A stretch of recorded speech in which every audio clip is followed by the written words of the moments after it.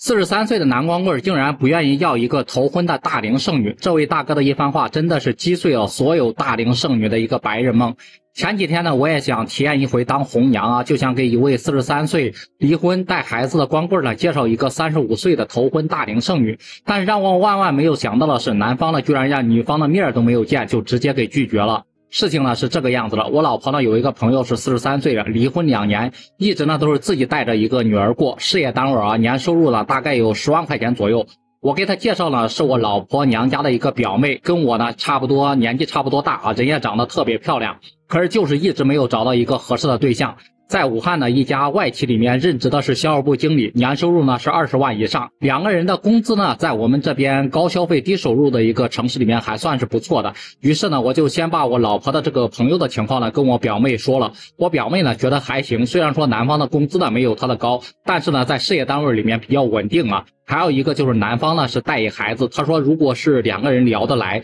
这个孩子呢是一个女孩，问题也不怎么大。我一听呢这事还比较靠谱，于是呢我就赶紧让我老婆约她的这个朋友出来，没想到呀，她的朋友的一番话真的是让我无言以对啊。他的原话是这么说的啊，他说呀，安哥呀，首先我特别感谢你把我的事情放在自己心上，也特别的谢谢你这么的信任我，把自己的表妹呢介绍给我，但是呢我不想找这样的一个大龄还没有结过婚的女孩，哪怕是结过婚的年龄大的都可以接受了，但是这个呢是真的不行。我就问他这到底是为啥呀，没有结过婚不是更好吗？你猜他是怎么说的？他说你想一想，虽然说咱们现在武汉发展的也非常好，但是不像人家北京、上海、深圳那边压力那么大，女孩基本上25、6岁、27、8岁都结婚了，30岁结婚的都是少数。你表妹现在都35岁了还没有结婚，我觉得呢可能就有2种情况，一种呢就是她觉得自己的条件呢很不错，那谁都配不上她，对吧？眼光呢特别的高挑，挑来挑去呢就把自己给挑剩下了。现在呢觉得自己年龄大了又着急嫁人了，所以说呢我这样的条件呢她才能够勉强的接受。如果是这种情况，就算我们以后结婚了也不会幸福的，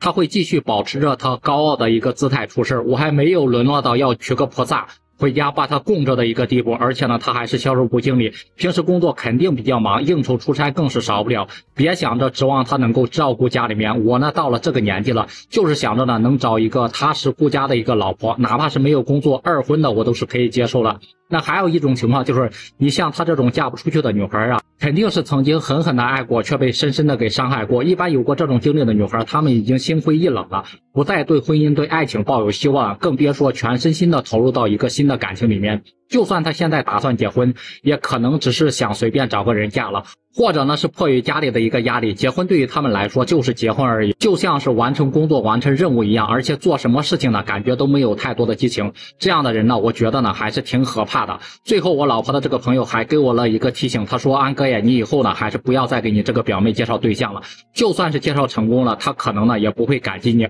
而且以后万一她和她的老公呢发生点什么小争吵还会埋怨你。听了他的这些话啊，我才发现呢，被现在的毒鸡汤给浇灌的那些女孩，她们在结婚找对象这一点上费尽了心思，每天呢都在做着白日梦的时候呢，想嫁给这样那样的男人的时候呢，男人呢就是宁可打光棍也不想娶他们的。所以说呢，白日梦真的该醒一醒了，要不然呢真的就可能孤独终老了。你身边有没有这样的大龄剩男剩女呢？对待大龄剩女你有什么想说的？也欢迎大家在评论区里面留言讨论。